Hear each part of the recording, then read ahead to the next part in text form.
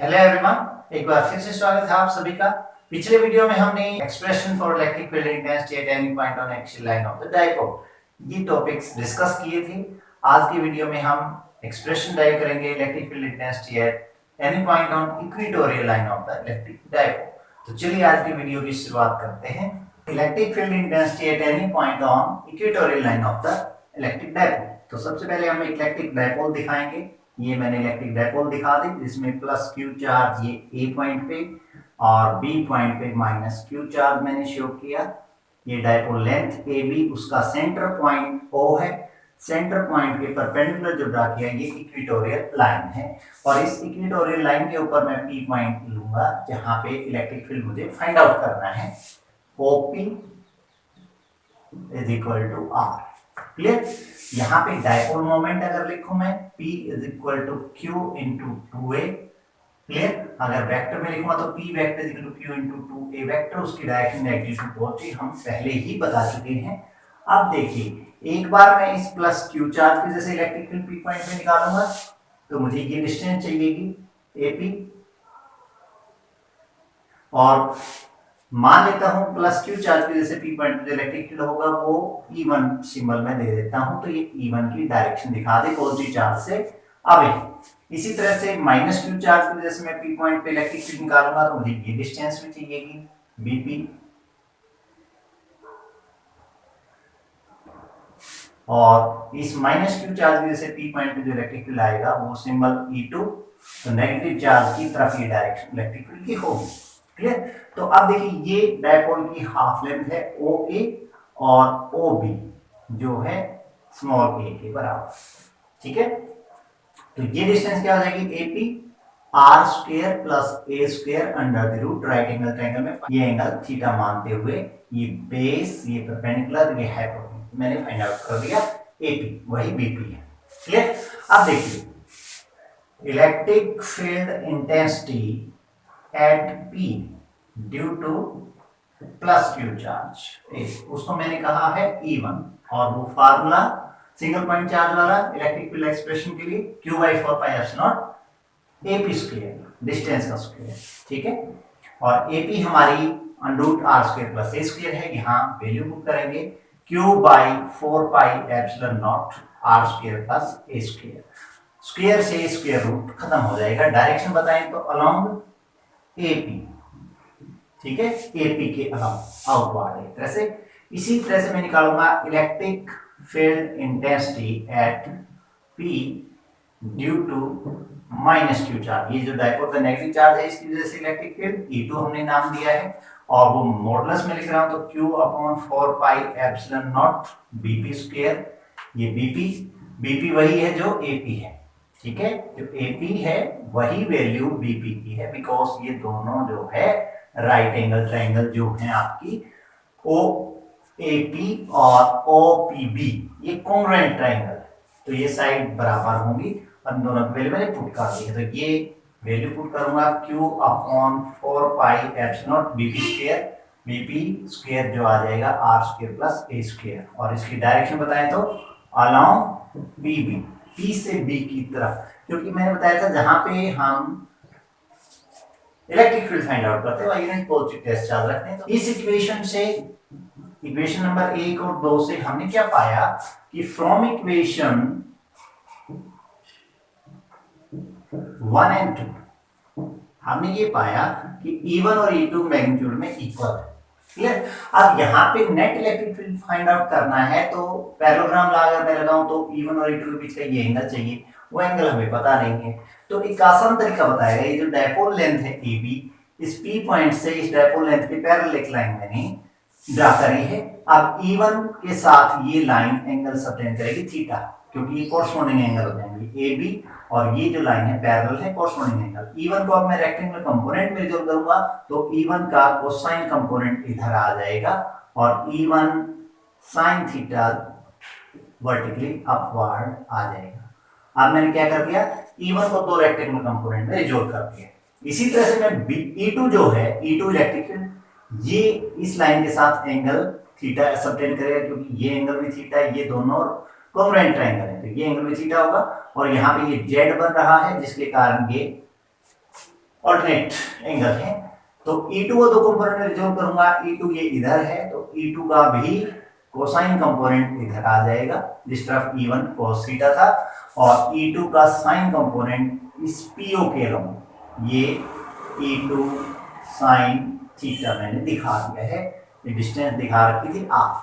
तो जैसे E1 और E2 बराबर हैं तो E1 therefore E1 sin theta will be equal to E2 sin theta. और जैसा हम डायग्राम में देख रहे हैं E1 sin theta vertically upward, E2 sin theta vertically downward, being equal and opposite cancel out each other, cancel out each other। Point समझ आ गया हो गया, क्योंकि दोनों मैग्नीट्यूड में बराबर हैं और डायरेक्शन एक दूसरे के अपोजिट हैं तो इनका रिजल्टेंट जीरो हो जाएगा, मतलब कैंसिल कर देंगे एक दूसरे को। अब बचे कोसाइन कंपोनेंट E1 का भी और E2 दोनों इलेक्ट्रिक फील्ड का कोसाइन कंपोनेंट जो सेम डायरेक्शन में एक्ट कर रहा है, बट लिखेंगे बट E1 cos थीटा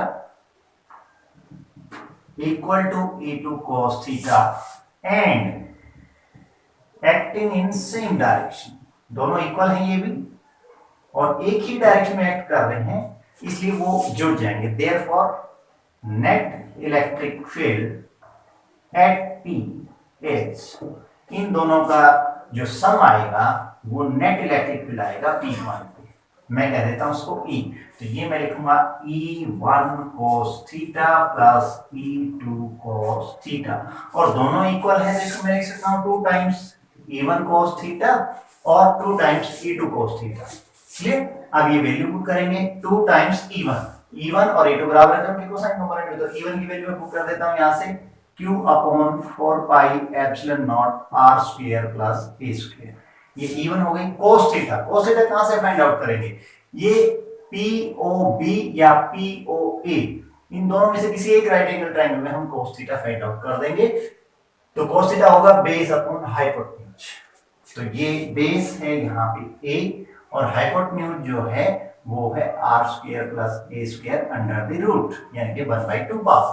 तो ये R square plus A square into R square plus A square raise to power 1/2, ये बेस इक्वल होने से इनकी पावर इकट्ठी हो जाएंगी, ऐड हो जाएंगी, ये मैंने ऐड कर दी 3/2 हो गई है पावर, और ऊपर हमारे पास रहेगा Q इंटू 2A, और Q इंटू 2A क्या है, dipole moment of the dipole, value put कर देंगे। तो देखिए यहां से इससे आगे मैं यहां कर रहा हूं, therefore net electric field E at point P जो आ गया हमारा Q इंटू 2A, उसकी जगह मैंने P रख दिया upon 4 pi epsilon naught R square plus A square raise to power 3/2, ये इलेक्ट्रिक फील्ड आ गया है इस पॉइंट P के ऊपर जो इक्वेटोरियल लाइन पे है। Q इंटू 2A को मैंने P डायपोल मोमेंट रख दिया upon 4 pi epsilon naught R square plus A square raise to power 3/2 आ गया है। डायरेक्शन बताएं तो अलोंग किस तरफ एक्ट कर रहा है नेट इलेक्ट्रिक फील्ड, ये देखिए P पॉइंट है यहाँ, ये दोनों कोसाइन कंपोनेंट जुड़ के ही वो नेट इलेक्ट्रिक फील्ड ये आया है। मान लिया इस डायरेक्शन को मैं कह देता हूं x, तो acting along Px in vector form E vector may be written as P vector upon, ये P vector upon 4 pi epsilon R square plus A square raise to power 3/2। अब यहां पे देखिए एक बार चेक करते हैं, P vector dipole moment vector, dipole moment की vector की डायरेक्शन है नेगेटिव टू पॉजिटिव, यानी कि इधर B से A, ये P वेक्टर है, और नेट इलेक्ट्रिक फील्ड आया है Px यानी कि AB यानी कि P वेक्टर के अपोजिट, अपोजिट आया तो इस इक्वेशन को बैलेंस करने के लिए मुझे क्या पुट करना पड़ेगा यहाँ पे negative sign, because the direction of electric field is opposite to the direction of dipole moment vector, so we have to put negative sign here, और इसी से पता चल जाएगा जो P वेक्टर की डायरेक्शन है उससे अपोजिट डायरेक्शन आएगी इलेक्ट्रिक फील्ड की eight any point on equatorial line of the dipole. तो ये एक सिंपल सी लेकिन मोस्ट इंपॉर्टेंट टॉपिक है, ये एक्सप्रेशन आप इजीली ड्राइव कर सकते हैं। अब देखिए इसमें वो स्पेशल केस करें जैसा हमने एक्सियल लाइन के केस में किया था कि when dipole is very short और वेरी स्मॉल, उस केस में नेट इलेक्ट्रिक फील्ड क्या बचेगा।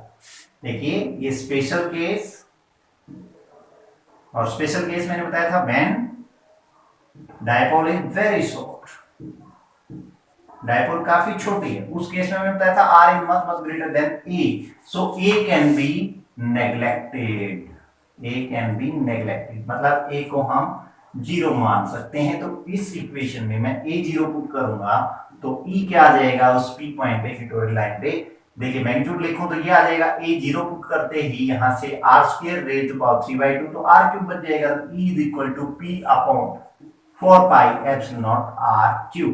ये आ जाएगा electric field in case of sole dipole at any point on equatorial line of the dipole. और एक्सियल लाइन के केस में देखिए ये इक्वेटोरियल लाइन पे आया है, ई क्यू मैंने लगा दिया।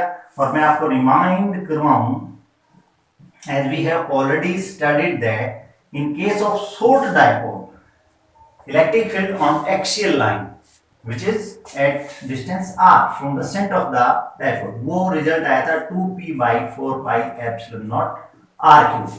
तो इन दोनों को अगर मैं कंपेयर करूं तो क्या रिजल्ट, हम क्या कंक्लूजन निकालते हैं, तो इससे कंक्लूजन ये आ गया कि सेम डिस्टेंस p पॉइंट की जो सेंटर पॉइंट से है वो एक्सियल लाइन पे इलेक्ट्रिक फील्ड जो है 2 times equatorial line electric field का होगा।